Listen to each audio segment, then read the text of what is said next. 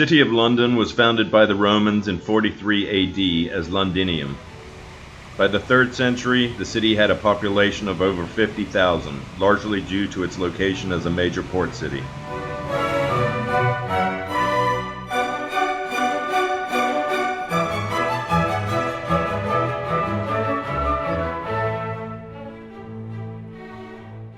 Since then, the city has survived several devastating plagues, the Great Fire of 1666 and the German Blitz of World War II.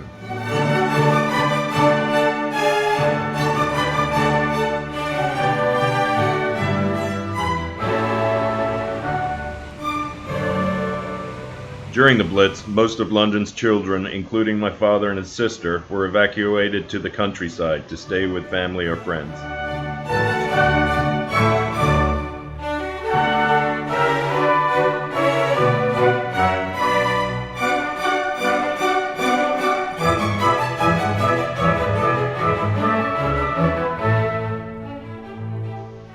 The majority of the population of London survived by going underground and taking shelter in the vast network of railway stations stretched out across the city.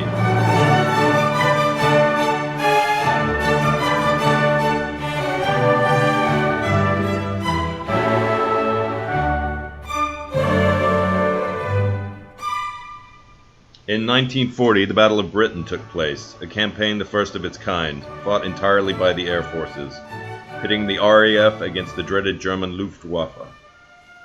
The end result was a victory for England and the first major defeat of Hitler's military forces, which would ultimately lead to D-Day and the downfall of the Third Reich. These days, the city of London is a mixture of the old and the new, historic architecture next to modern marvels, perhaps a metaphor of the general character of the country and its populace.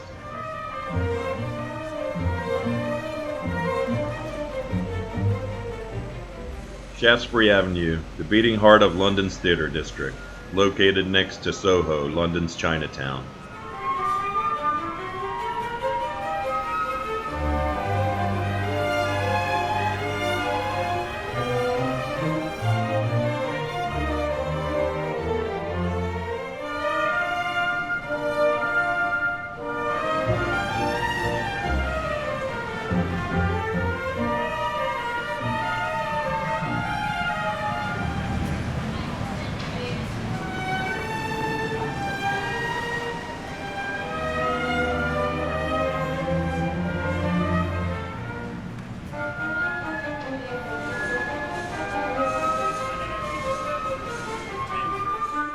London's Tower Bridge, perhaps one of the most iconic of the city's landmarks, was built between 1886 and 1884.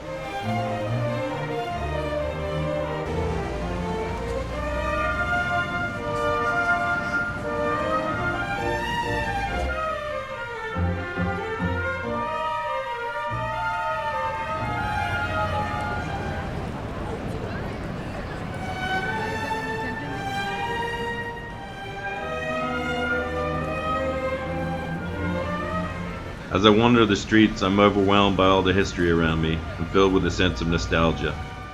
This is the city I was born and raised. These are the streets I wandered as a young man. Memories of the past seem to loom around every corner. And though the faces I see may be different, they're somehow vaguely familiar.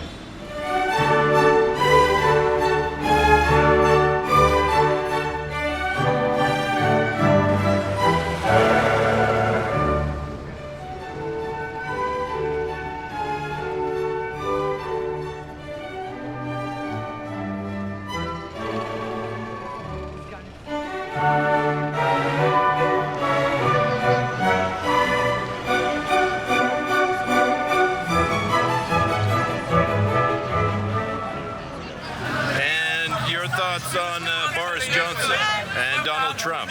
He needs to understand that the world of the 1950s is not now. If you're not broad-minded, you can't lead a coalition. So he's counting down his number of days in office. If he doesn't have that word, compromise, coalition, and collaboration in his dictionary. He seems to have deleted that very quickly. And this is not a presidential system. This is a parliamentary system. It's a group, it's a collection of people that represent different people. They gotta be different. If they were the same, it'd be homogeneous. Implementing the results. That's the only coup going on in this country. That's right.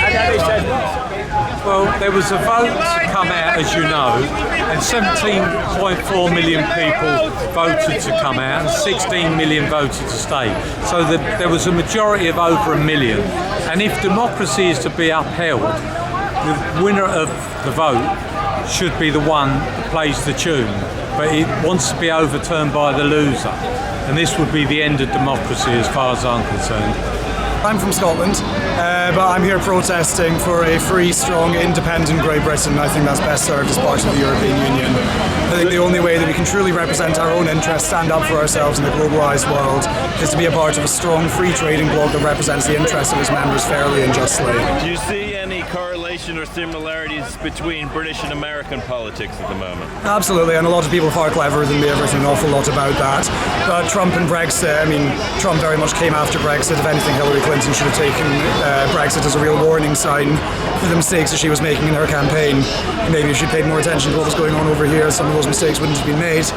And yeah, there's no doubt the rise of nationalism, the rise of right-wing politics and insularity around the world is all part of a common trend.